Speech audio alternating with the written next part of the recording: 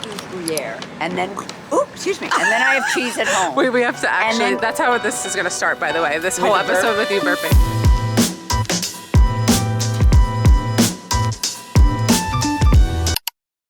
Hey everyone, today I'm going to Brooklyn to meet with Jessie Sheehan. She's a 3-time cookbook author, a food content creator, a recipe developer, and she hosts a baking podcast on the Cherry Bombe network.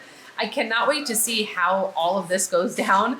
We're gonna get a full inside scoop, so come along with me. Let's go meet Jessie.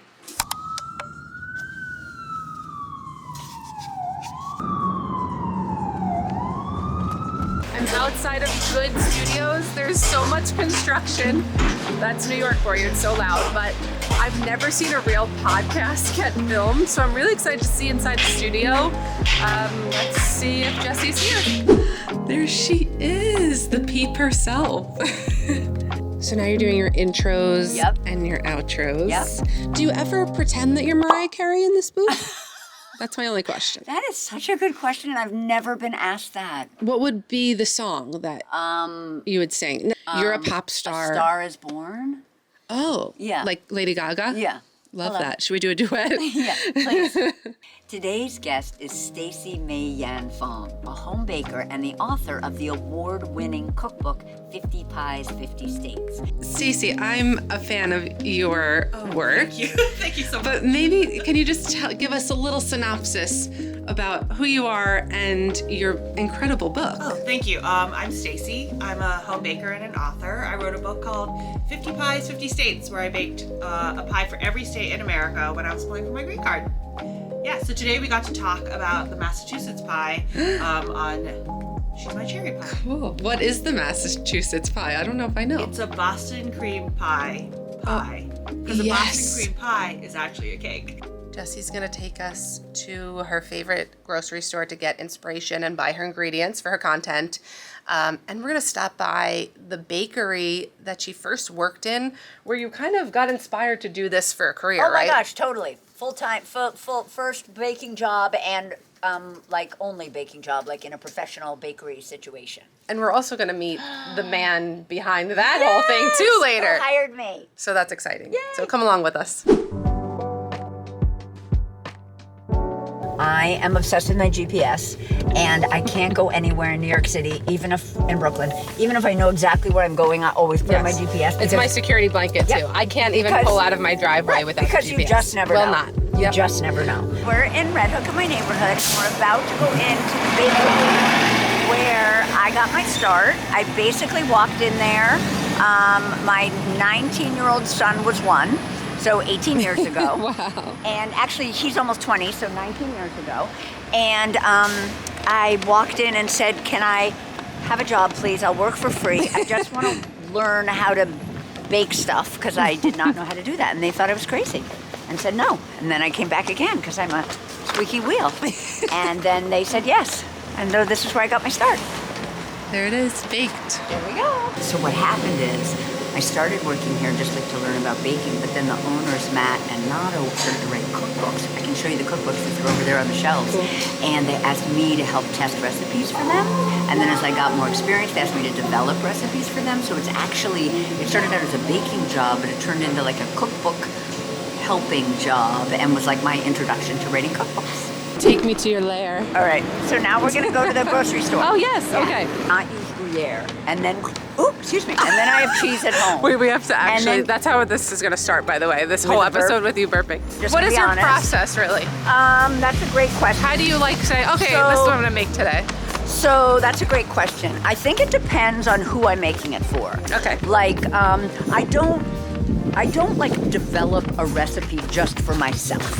You know what I mean? I'm not like, oh, I'm having a dinner party and I want a dessert for it. I think I'll develop a brand new recipe for my dinner party dessert. No, I will take one of the recipes that I've already developed that lives online somewhere for some media outlet that I wrote the recipe, that I developed the recipe for, or that's on my website. My job ends up being creating recipes for other people. Many would argue that I should not be doing that and that I should intend, because it just doesn't pay very well, honestly. It's a passion project. That instead what I should be doing is developing those recipes for myself and putting them on my own website where there are ads, etc. Watch, poop, poop, poop. And where I can actually own the recipe and make money on it myself. So this grocery store, when I first moved to Red Hook, this grocery store was a Fairway. And that's a truly extraordinary grocery store. This is cool. With incredible coffee and cheese and off the chain, just like an amazing grocery store. Now it's called Food Bazaar, and I would say it's less amazing. But look at the Upstairs exterior. It's apartments. Okay. Yeah. Really cool. Warehousey, very Brooklyn. Yep, very We got Brooklyn crab over there. So I'm gonna make gougere with Gruyere cheese. So the first thing we're gonna do is buy some Gruyere. Let's do it. Where did you get Peeps from? Like, obviously we all say Peeps, but like, when did you know that was your catchphrase? That is such a good question. Peeps, look what I found. Dun, dun, dun. So Peeps came about because I had just learned how to do an Instagram story in like 2018. Hi Peeps, I'm doing my first Instagram story ever, blah, blah, blah. And I don't know where Peeps came from, I just said it. And then both of my children, so that was 7 years ago, so one of them was 14 and one of them was 12, immediately were like, Mom, Peeps? And that's when you knew. It is so I'm going to not say cool. it 10 times over now. It's so not cool. And because, you and I were talking about intimates today. There's our guy. Because they said that, it was like I was so anxious about not doing it that I said it even more. Like my next video was like, hi Peeps. Oh God, I'm not allowed to say Peeps. Peep, peep, peep. My children told me not to, so I'm not going to say Peeps.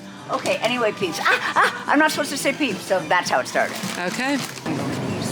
$6.99. That's pretty good. Could be worse, right? Oh, that's just $14.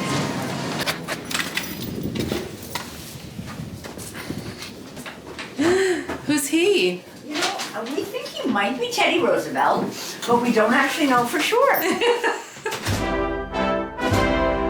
We are in Jessie's Red Hook townhouse, and it has so much character, so much cool art. What's the story behind the art? It's all my husband. I wish I could take credit, but I can't.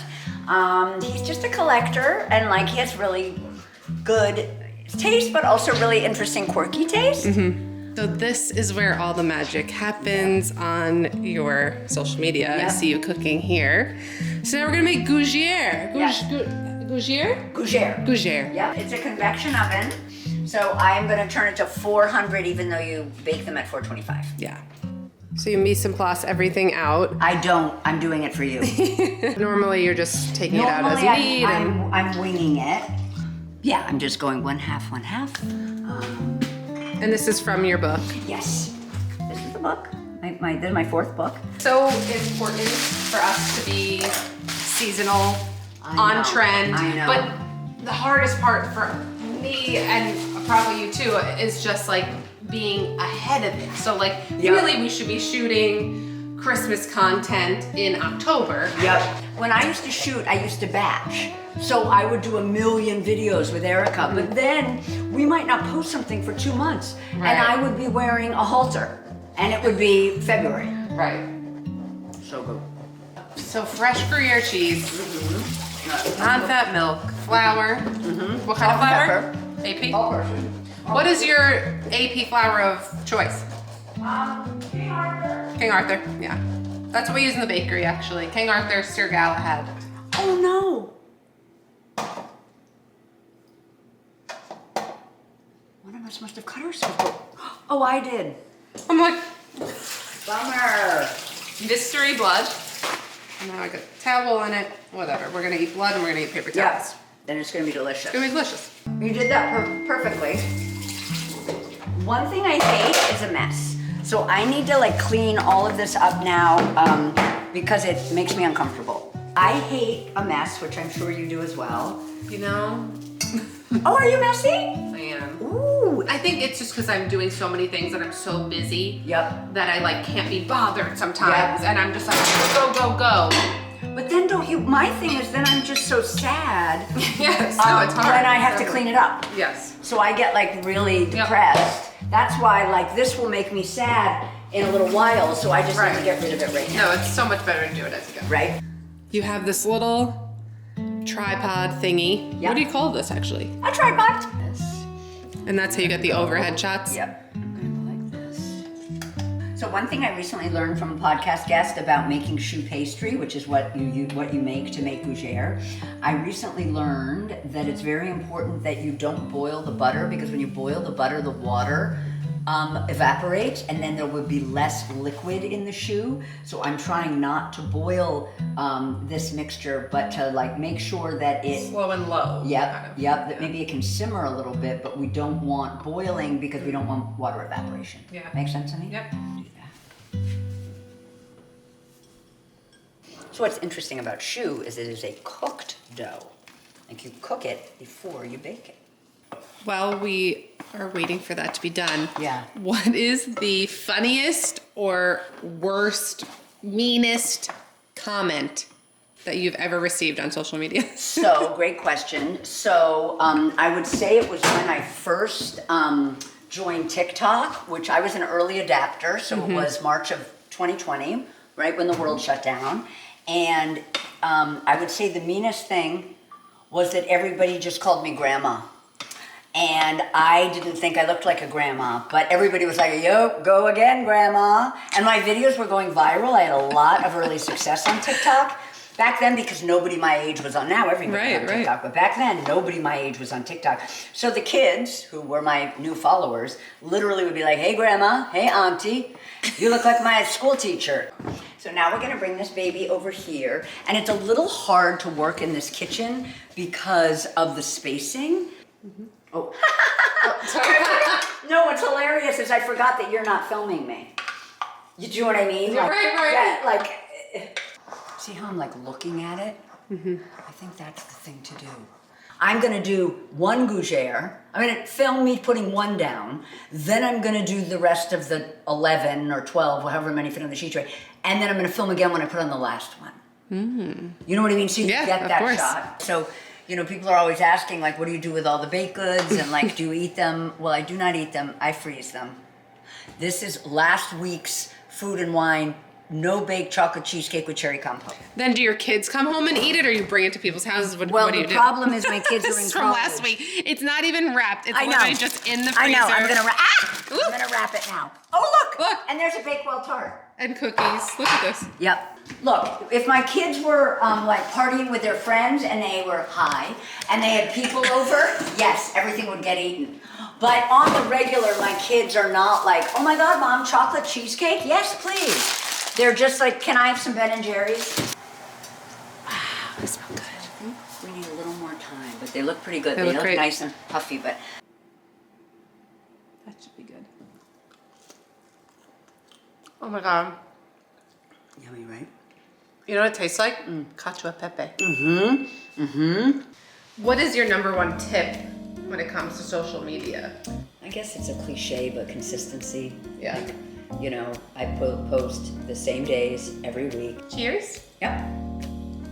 to content creation. Yep. May we stay sane. Yep. May we stay relevant. Yep. We are at Ciao Gloria now. So Jessie, tell us the backstory here. So basically, Nato was my first boss in the baking and food world, and also my mentor. And What's so great about your book too is that we share the same publisher. So well, mine's not out yet, but we are Knopf authors and also Italian-American bakers, which I think is really special. I love it. And we have been social media friends for a little while, but we've only met once before this in the flesh, so I'm really excited to be here. And we've got Ciao Gloria, so that's your bakery concept cafe. Yes. And then you have a new restaurant right across the street. Directly, I'm looking at it right Which now. is so convenient for a business owner, Yes. as I know. And that's called Pasta Night. Yep. So can you tell us a little bit about Pasta Night is like my homage to a red sauce place that's just slightly elevated, really casual, a real neighborhood joint. And so you can get your lasagnas, your cacio e pepes, your chicken milaises, and just like in a really cool kind of like atmosphere, very similar to Ciao Gloria. So they're like sister shops. This is like breakfast and lunch, and that's lunch and dinner. Love it. And a cocktail.